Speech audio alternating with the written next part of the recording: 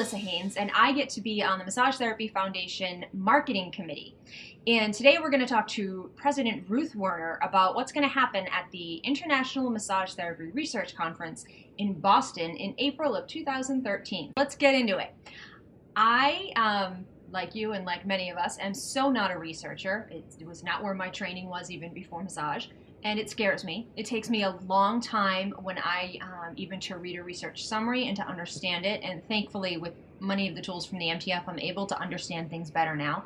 But I'm excited that this event is in Boston because it's near me. But I'm also completely petrified that I will walk in and be completely out of my head, over my head, and not know what's going on. Nor have I ever been to a conference of this type before, so I don't know what to expect.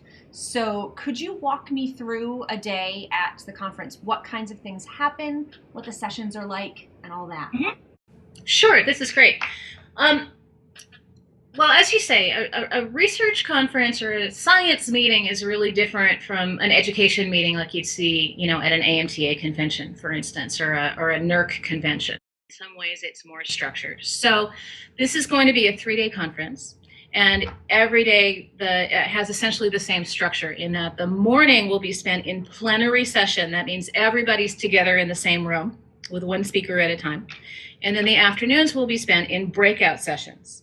And one of the less structured things about a research conference is you can go to any breakout session that you want. Nobody really cares which one you go to, and you'll get credit no matter where you go. And if you are in a breakout session that's not really, ringing your bell, you get to, quietly slip out and stick your head into a different one to see if it's a better fit. The one place we may discourage that is among our breakout sessions, we will also be having some workshop offerings, and those are much more like what you'd see at a convention, where it'll be working with people around a specific point or toward a specific goal of working together to make something or to learn something, where the rest of the breakout sessions will really be more modular presentations of findings.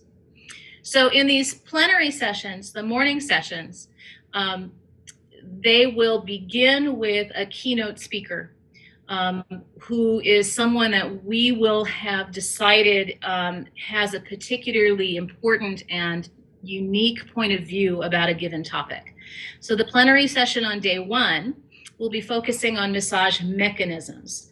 Now, for people who don't know what that means, here's what it means. We have a pretty good idea about that massage works, right? That people feel better, and that we can predict that people will feel better in various kinds of ways. So that question, in most cases, has been fairly well answered. Does massage work?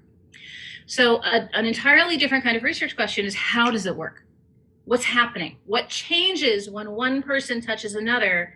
What physiological changes can we track? Because if we know more about that, then we can do it on purpose instead of by accident, right? And we can alter the work that we do to achieve certain kinds of goals. And so that's mechanistic research, and it's really hard to do because there are so many variables. And that's why there hasn't been a lot of mechanistic research so far. So we have put together a panel with a keynote speaker. Her name is Jeanette Ezo. She is going to join us from Canada, and she has worked on some of the most important massage reviews. That's a research paper that combines lots of findings from lots of papers to come to conclusions. So she's really in the loop on what's happening. And then all of the speakers on that panel, they'll all take turns presenting their findings about massage mechanisms. Will present their findings from specific points of view. So we'll have someone there who's going to be speaking sort of on a neurological basis, and one person will be there talking about his research with blood chemistry and people receiving massage. And so that's the general thrust or theme of the morning. Each speaker will speak for a certain amount of time, not very long, usually 20 to 30 minutes. And then we will make time for people from the audience to ask questions. This is another big difference from what you would see at a typical education meeting. So what happens when it's the time to ask questions for an individual speaker is there will be microphones in the audience, and typically people will simply get in line, and then volunteers, that's probably me, will be helping to direct questions from the audience. And that's something that is a learned skill, how to ask a question in a setting like that. Because people get nervous that their question isn't smart enough or it will reveal some fundamental ignorance. That kind of question is really typically there's a fast, simple answer for those kinds of basic questions that everybody else in the audience is really, really hoping somebody will ask. So we love those. Go ahead and do that. What can sometimes happen, and this is really funny when you see this happening among scientists, is people will take advantage of that microphone not to ask a question, but to promote their point of view. That creates some interesting kinds of feelings in the room where we need to limit that to the best of our extent. But what I really love best in those kinds of questions is when someone who's reasonably knowledgeable gets up and says, I question your methodology about this, this, and this. Or isn't it possible that your interpretation of these results could be attributed to something else?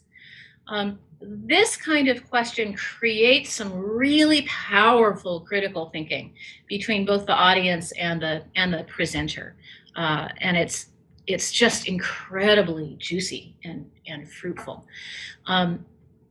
So that will happen after each speaker in the plenary session, and then there will be a wrap-up time for questions as well. We have specifically designed the timing on this to leave a good ample time for audience participation.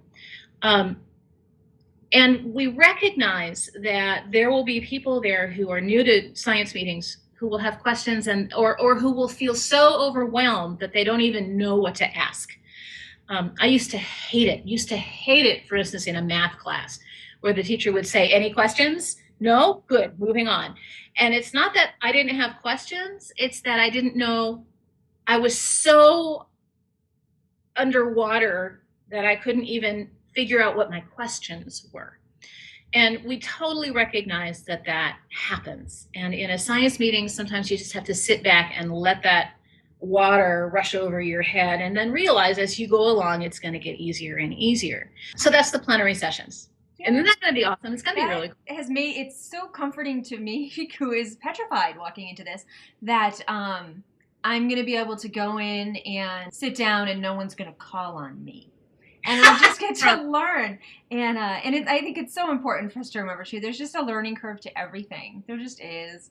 And it is nice to know I will be surrounded by many massage therapists in the same situation as me.